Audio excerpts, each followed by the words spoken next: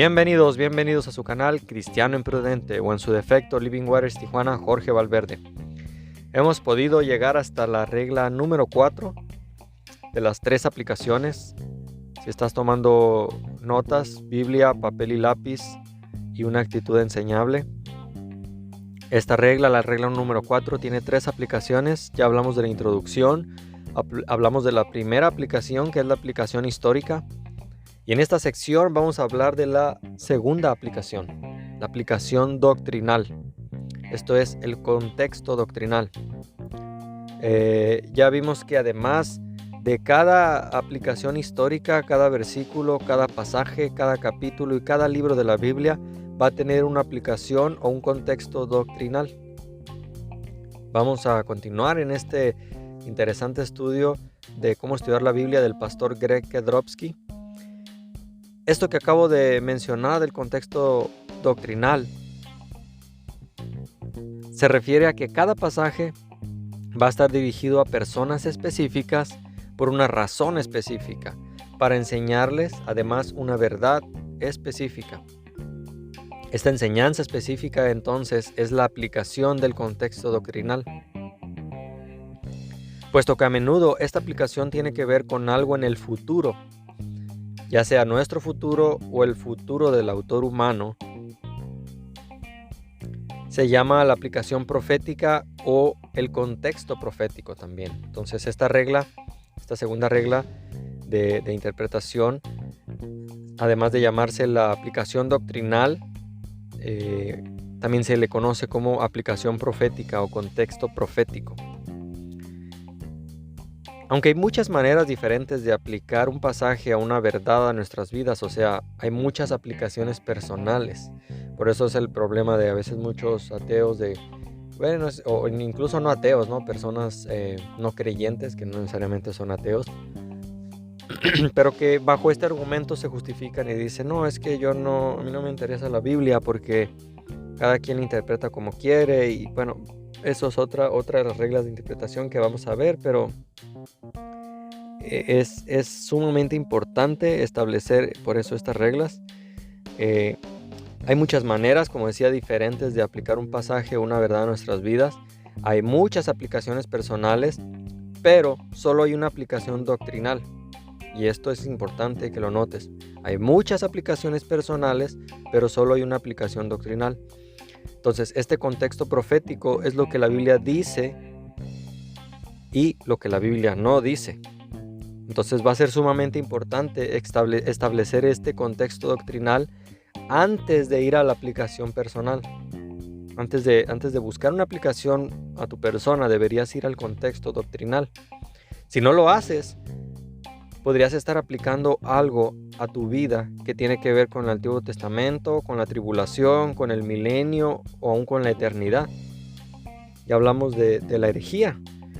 Es muy importante entonces establecer el contexto histórico del que ya hablamos antes de de fijar una aplicación doctrinal. Entonces es la aplicación histórica, que ya hablamos en el anterior podcast, la aplicación profética o aplicación doctrinal que estamos viendo ahorita, para después ver la tercera, que es la aplicación personal.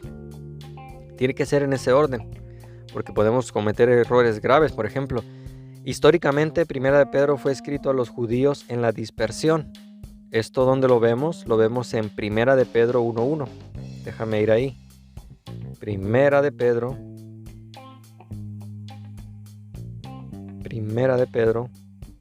capítulo 1, versículo 1.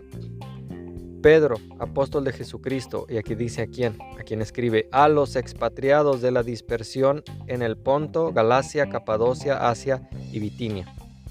Bueno, aquí ya queda claro, estamos estableciendo ese contexto histórico. Está hablando a los judíos que estaban experimentando aflicción. ¿Cómo sé eso? Primera de Pedro 1:6. Primera de Pedro capítulo 1 versículo 6.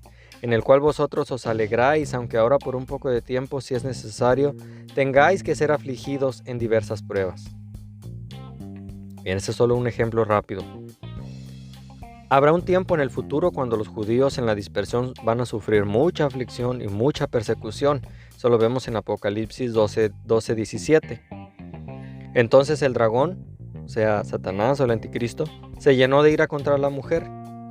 Y no, estimado oyente, no es Guadalupe, no, la mujer aquí es Israel. Pero bueno, podemos ir más a fondo en otro estudio, ¿no?, de Apocalipsis, pero la mujer es Israel. Y se fue a hacer guerra contra el resto de la descendencia de ella, los que guardan los mandamientos. ¿Quiénes son los que guardan los mandamientos? El pueblo de Israel. Y tiene el testimonio de Jesucristo, Apocalipsis 12:17. Bueno, este tiempo futuro se va a llamar la gran tribulación. ¿Cómo lo sabemos? Vamos a Mateo 24. Bueno, la verdad es que este pasaje está muy largo. Mejor, si tienes oportunidad de leerlo, Mateo 24, del versículo 4 al 31, donde se habla de la tribulación. Entonces, el contexto histórico de Primera de Pedro, que fue escrita a judíos sufriendo aflicción, nos ayuda a entender el contexto doctrinal y profético. Primera de Pedro es uno de los libros del Nuevo Testamento que doctrinalmente se escribió a los judíos en la tribulación. Ya hablábamos de los 3 grupos, entonces este libro no es directamente para nosotros los cristianos que vivimos durante la época de la iglesia. Que repito, tengo que repetir esto, no estoy diciendo que no debes leer Primera de Pedro. Lo que te estoy diciendo es que debes establecer primero un contexto histórico y luego uses la historia como base para entender el contexto doctrinal. ¿Ves la importancia? Si te vas luego a darle una aplicación doctrinal sin entender el contexto histórico, o peor aún, si te vas directamente a dar una aplicación personal sin haber establecido el contexto histórico y el contexto doctrinal, estarías cometiendo un grave error. Por ejemplo, el libro de Job. Vamos a ver un rápido ejemplo del libro de Job para la aplicación doctrinal. Ya hemos visto algo en cuanto a la historia de Job que nos ayuda a entender el contexto. Históricamente, ya habíamos mencionado, el libro de Job fue escrito durante los días de Abraham y por eso contiene muchísima información acerca del mundo, el mundo de la antigüedad, ¿no?, si lo pudiéramos decir así. Pero, ¿qué tal el contexto doctrinal? Ya sabemos cuál es el contexto histórico de Job, pero ¿y qué hay del contexto doctrinal de Job? ¿Cuál es el contexto doctrinal? Bueno, el libro de Job es un cuadro doctrinal de los judíos en la tribulación. No estoy diciendo que no va a tener aplicación personal. Claro, cuando pasamos por tribulación, ¿a qué vamos? Al libro de Job. Pero si no entendemos el contexto histórico que ya mencionamos y el contexto doctrinal, que es la tribulación de los judíos, pensemos por un momento en los elementos de la historia registrada, por ejemplo, de este libro. Esto es un ejemplo rápido, ¿no? No estoy haciendo un estudio de Job, pero piense en que Job sufrió en la tierra de Uz, que es la tierra de Edom, el lugar donde Dios preservará a los judíos durante la tribulación. Edom. Vamos a Mateo 24, 15 al 16. Mateo 24. Déjame ir rápidamente aquí. Mateo 24, versículo 15 al 16. Por tanto, cuando veáis el lugar santo, la abominación desoladora de la que habló el profeta Daniel, el que lee entienda, tienes que leer Daniel, entonces los que estén en Judea huyan a los montes. Vamos a Apocalipsis 12. Apocalipsis 12, 6. Dice, y la mujer huyó al desierto, que ya hablamos que la mujer es Israel, donde tiene lugar preparado por Dios para que ahí sustente por 2260 días. Apocalipsis 13, bueno, tendríamos que leer de todo el capítulo 13 al capítulo 17, nos habla de esto. Y por ese motivo muchos eruditos creen que los judíos hallarán refugio en Petra, una cuenca, una planicie en lo alto de las montañas al sur, y un poco al este del Mar Muerto en Edom. Perdón, por eso es que incluso hay que estudiar geografía, ¿no? Ver estos lugares. Es uno de los lugares más inaccesibles de la tierra si lo buscas. Parece como un anfiteatro, o sea, es una planicie, pero completamente aislado de todo su alrededor. Y el único acceso es un angosto desfiladero de 1,5 kilómetros de largo. Y algunos pudieran decir, bueno, estás revelando el lugar donde se van a esconder. Pero es un lugar muy difícil de acceder a él.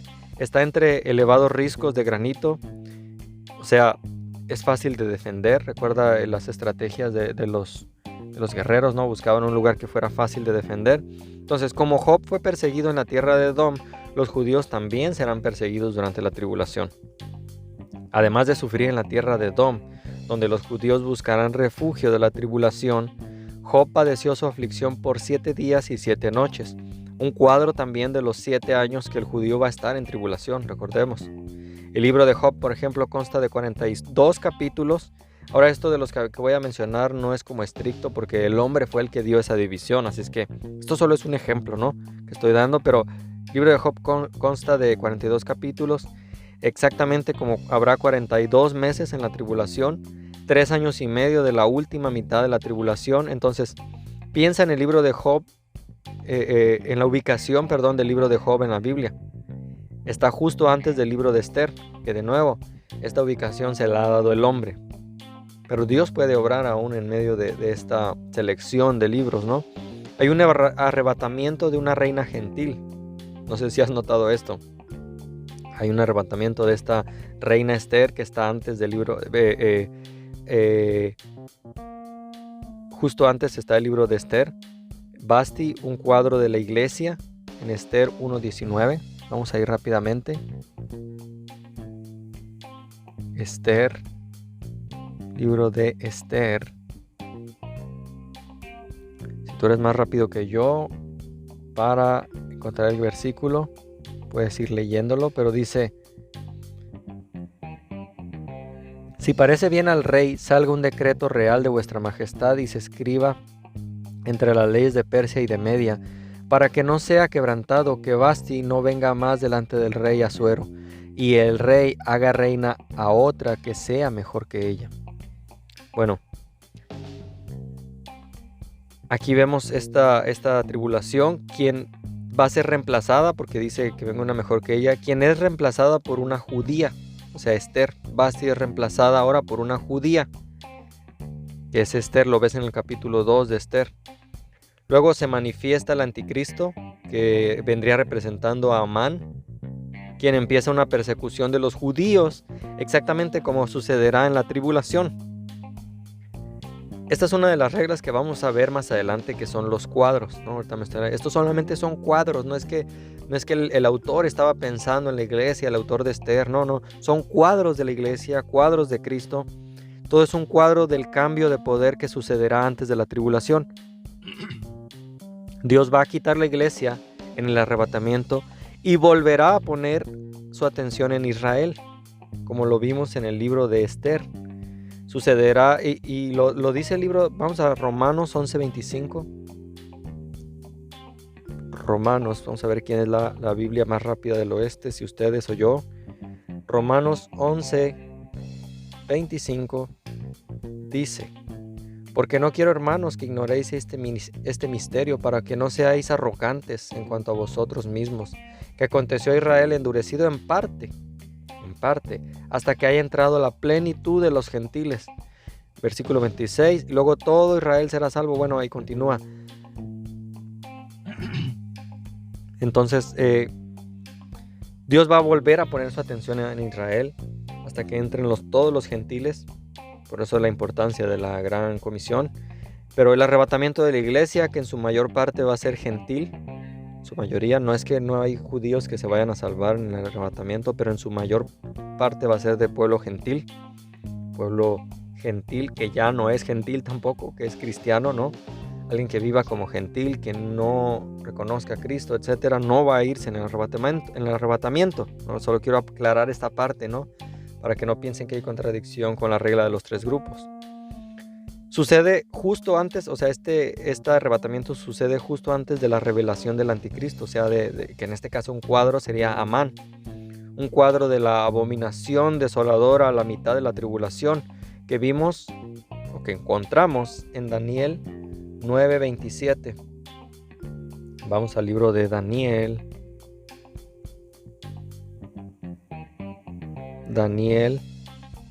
Que de paso, si no entiendes el libro de Daniel, bueno, el libro de Daniel y el libro de Apocalipsis están unidos o ligados.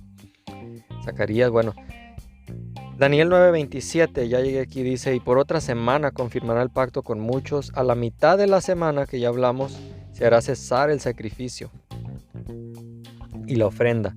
Y después, con la muchedumbre de las abominaciones, vendrá el desolador hasta que venga la consumación y lo que está determinado se derrame sobre el desolador.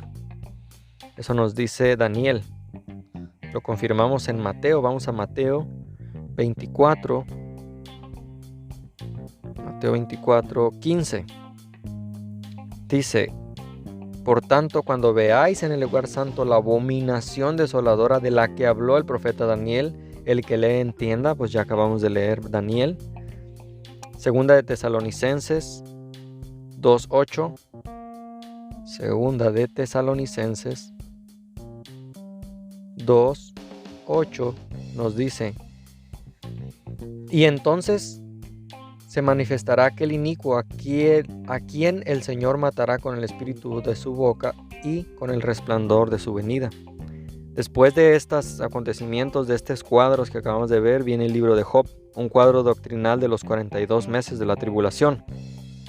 Además de todo esto que acabo de mencionar, vemos que la persecución y el sufrimiento de Job se debe a la obra personal de Satanás. Persecución y sufrimiento se deben a la obra de Satanás. ¿Dónde lo vemos? Vamos a ver a Job 1. Acompáñenme al libro de Job. Job 1. Job 1:12. Y dijo Jehová a Satanás, he aquí todo lo que tiene está en tu mano, solamente no pongas mano sobre él. Y salió Satanás delante de Jehová. Es Satanás quien está haciendo eso. Dios sigue en control, Dios sigue en su trono. No pienses que se le salió de control Satanás, no. Satanás está obrando, pero con ciertas restricciones, ¿no? Vemos en Job 2:6, y Jehová dijo a Satanás, he aquí, él está en tu mano, mas guarda su vida. Entonces hay una contradicción tremenda de algunos podcasts del cuerpo gobernante que he visto, donde dice que Dios no era su voluntad, que como que Dios ya no estuviera en control, ¿no? Como que es Satanás el que obra sin permiso de Dios, no. Satanás va a perseguir a la iglesia, así como persiguió y atormentó en sufrimiento a Job, como la persecución de los judíos en la gran tribulación que vemos en Apocalipsis 12. Acompáñame a Apocalipsis 12. Bueno, te recomiendo leer Apocalipsis capítulo 12, 13 y capítulo 17. No lo voy a hacer ahora por cuestión de tiempo. Sin embargo, al final del libro, Dios restaura a Job. ¿Cómo va a restaurar a la iglesia, no? Y a Israel. Vemos en Job 42.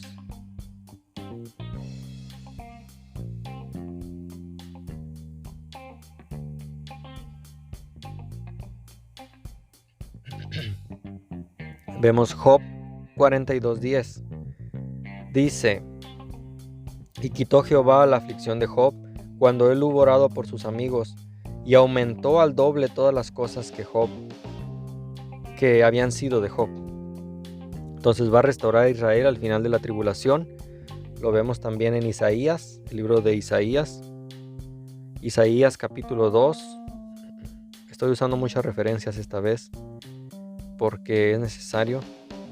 Isaías capítulo 2 del 2 al 4. Aconteció en lo postrero de los tiempos que será confirmado en el monte de la casa de Jehová como cabeza de los montes, y será exaltada sobre los collados, y correrán a él todas las naciones. Y vendrán muchos pueblos y dirán, venid y subamos al monte de Jehová, a la casa de Dios de Jacob, y nos enseñará sus caminos, y caminaremos por sus sendas, porque de Sión saldrá la ley, y de Jerusalén la palabra de Jehová. Y juzgará entre las naciones, y reprenderá muchos pueblos, y volverán sus espaldas en rejas de arado y sus lanzas en hoces. No alzará espada nación contra nación, y se adiestrarán más para la guerra. Bueno, aquí vemos la restauración. Entonces, ese fue un ejemplo del contexto histórico que podemos encontrar, del contexto doctrinal. Job es uno de los libros más profundos que encontramos en la Biblia. No es nada más, ¿no? Si alguna vez lo leíste de manera personal, que digo, no es que está mal, pero si alguna vez recurriste a él de manera personal cuando te encontrabas en tribulación, Velo ya también con otros ojos, el contexto doctrinal que tiene. Contiene conocimiento del mundo antes del diluvio, el mundo antediluviano de Génesis 7, tanto del mundo de Noé como del de Satanás, ¿no? El de Satanás. Además es un cuadro doctrinal y profético del judío en la gran tribulación. Hay mucho en cada capítulo que Dios quiere mostrarnos acerca de aquel tiempo que está por venir después de nuestra salida en el arrebatamiento. Sin embargo, no debemos parar aquí porque no hemos llegado a ninguna aplicación personal de lo que estamos estudiando. O sea, no estoy menospreciando la aplicación personal, todo lo contrario. De nada me sirve llegar a una aplicación doctrinal, una aplicación histórica y conocer mapas, fechas, sucesos, si no puedo darle a esa lectura una aplicación personal. El objetivo, de hecho, es llevar una aplicación personal y práctica a mi vida. Pero antes de hacer eso, necesito establecer estas dos leyes. Dios te bendiga, cristiano prudente, y te pido que me acompañes todavía con este estudio donde vamos a ver ahora por fin la aplicación personal, el contexto personal.